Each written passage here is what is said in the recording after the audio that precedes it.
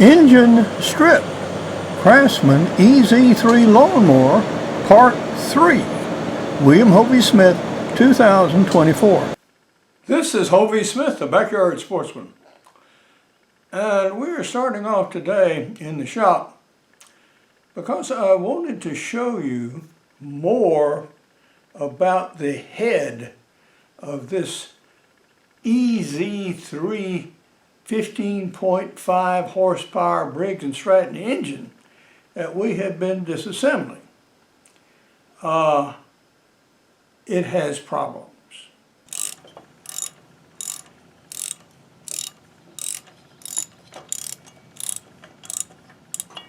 All right, got it. And what caused all of this?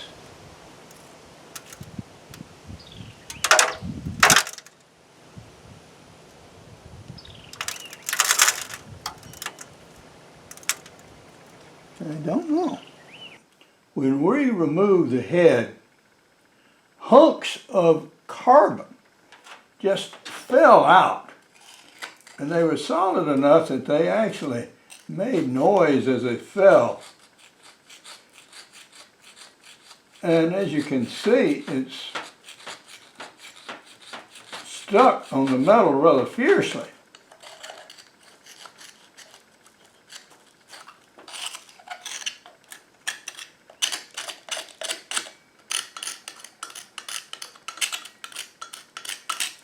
And differentially on the valves,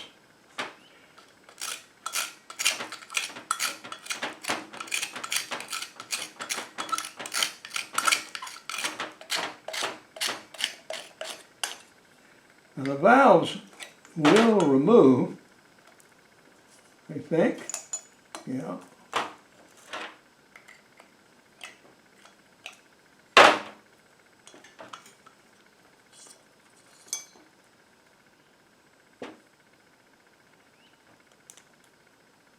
And to say they're rough is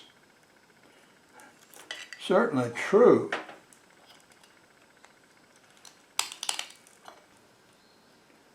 These surfaces are supposed to be smooth, but they are far from it. And they're made of good steel. Although that looks sort of like aluminum there, it's certainly not.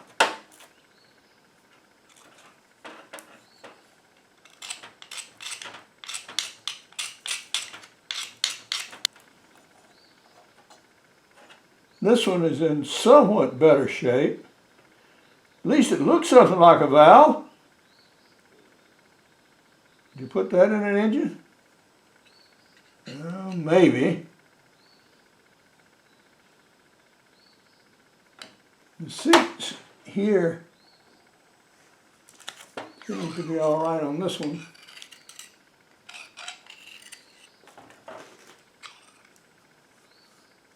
There's also junk and corrosion, quote unquote, erosion probably more than corrosion, on the inside of these passages.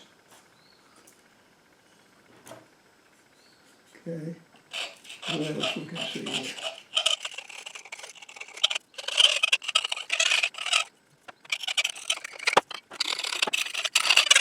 Is this a liner?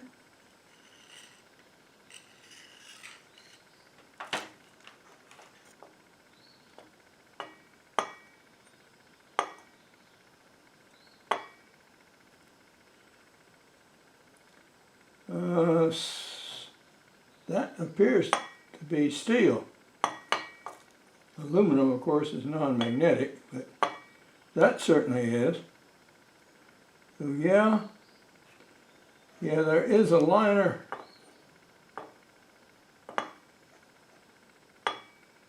here in the bottom.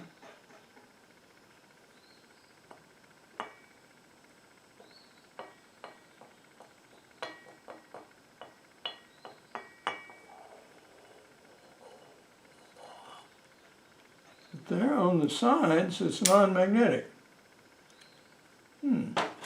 Interesting. Yep. These two are steel.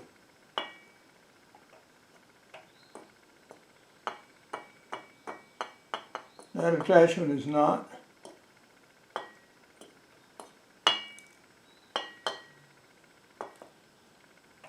None of the other frames are.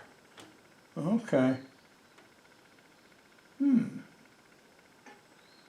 Interesting bit of construction there. On this debris that came out, is any of it magnetic?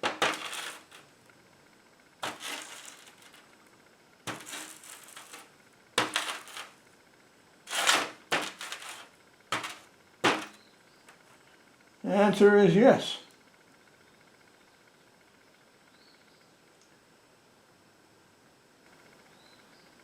Part of the problem here was that one of the valves was very loose and needed adjustment, and had needed it for years apparently.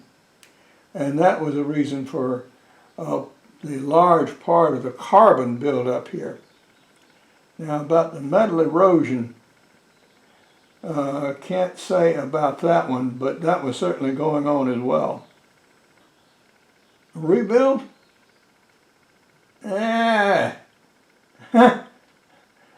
Well, not on this engine, which uses only white gas, which is not available anyway. It's way beyond my skills or interest, quite frankly. Well, what do we have here? Scrap or a piece of industrial desk art from the aluminum age? Could go either way. Further disassembly of this engine is almost like doing archaeology, another of my interest. And there has every appearance of being two parts. The lower part from here down to there, secured by a number of screws that apparently go through these buttresses here, cast on the outside. But there's insufficient room between here and there to pull a screw of that length. So consequently, to go further, we're going to have to dismount the engine.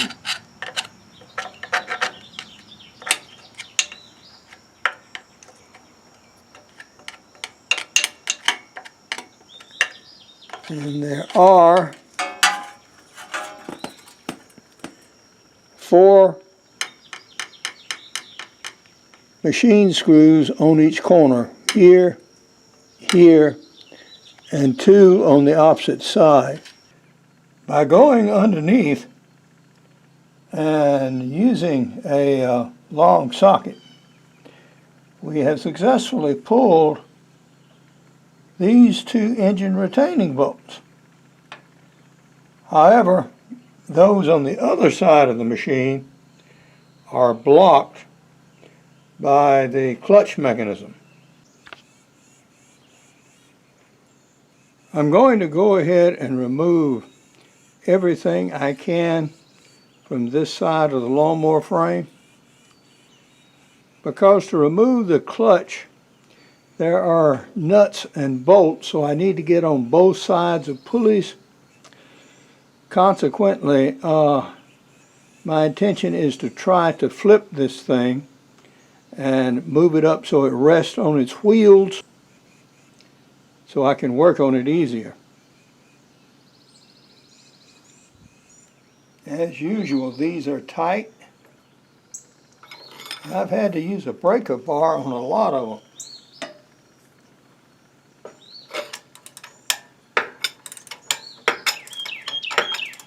There we go.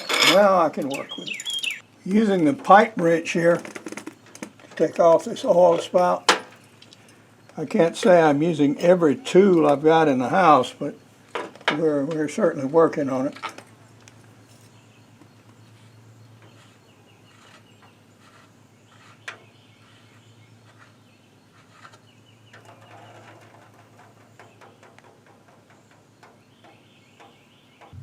The general method is to use that high lift jack and jack it up on one side and turn it so it will rest on the rims and wheels and thus be not completely overturned but in a vertical position. Support this channel by buying my outdoor books, business books, novels, and recommending them to your local libraries. The advantage of having real books in either hardcover or softcover is they will work even when everything electronic fails. Now, I have vital information in all of these outdoor books about cooking, cleaning, and preparing wild game and fish. And if you need this information in a hurry and there ain't no electricity, well, yes, you need to get my books or you need to have them available. And that's why these belong in every library in North America. And I've connected it to my truck so when it reaches a critical point, I can pull it up.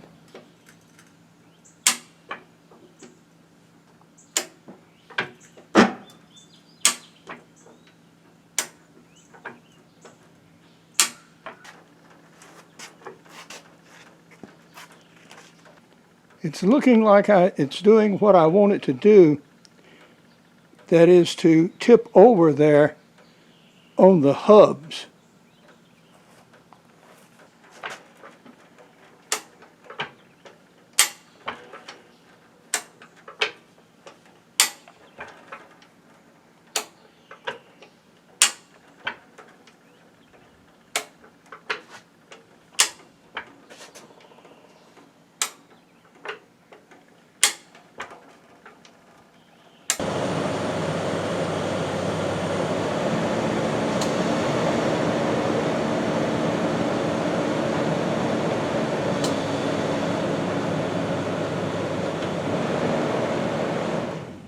Okay, that was successful.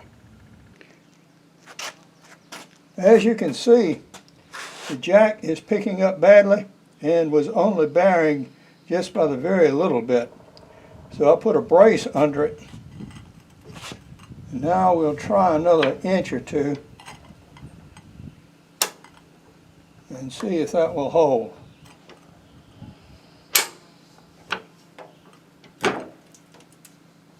Okay, it did slip, you notice, but it stuck, so we're still good.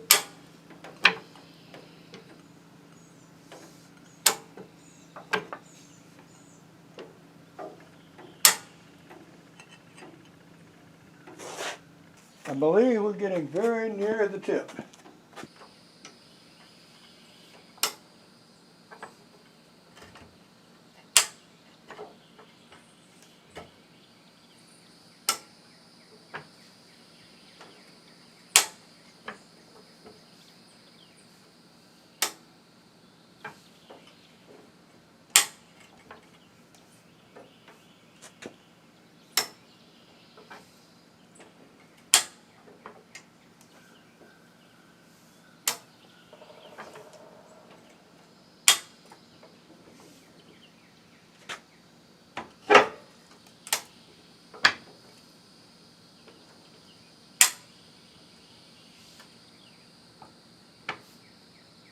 Will one more do it? Maybe.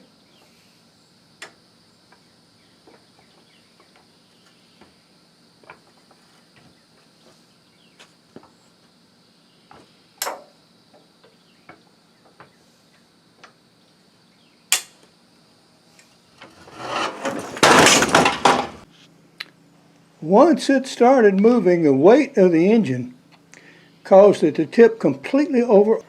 But now I can get at the underside. I really don't care where it is. And work on these parts. So, yeah, I take that as a qualified success. To be continued. Hunt what you eat and eat what you hunt. Goodbye and God bless.